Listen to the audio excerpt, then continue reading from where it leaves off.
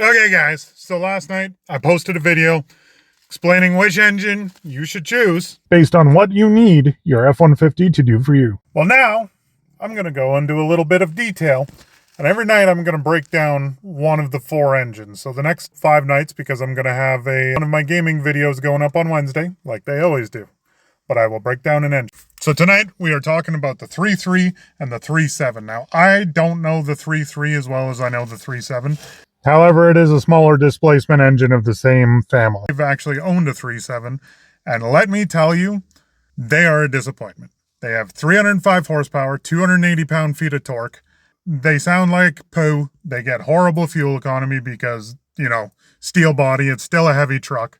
They're just not the right fit for an F-150. That being said, buying a Mustang with a 3.7 liter is not a terrible idea, because there is a aftermarket kit to put a turbo on them, and if you put a turbo on them, they can make more power than 3.5 EcoBoost. There's also a kit that you used to be able to buy that you could adapt the exhaust manifolds from the 3.5 liter EcoBoost onto the 3.7 liter, because they actually have different heads. The block itself is based on the same architecture, but the heads are different.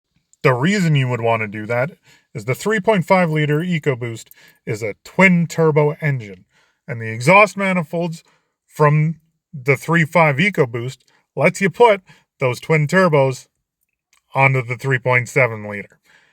3.7 liter, more displacement, you're going to be able to make more power. And now, take this with a grain of salt. I am not telling you to do this, but the bottom end of the 3.7 liter is pretty stout and can handle a pretty good amount of boost. As far as available bolt-ons go for the 3.7 liter, you can get both long tube and short tube headers, and you can get cold air intakes for the Mustangs that you can kind of modify to fit the F-150s. That's pretty much it. The exhaust Y-pipe back is the same as every other F-150, so I mean, you can still put an exhaust on, but it's going to sound, well, it won't sound like a Honda Civic, but it's probably going to sound like a Nissan 350Z. Another thing to keep an eye out with these engines is that they do have premature timing chain failure issues.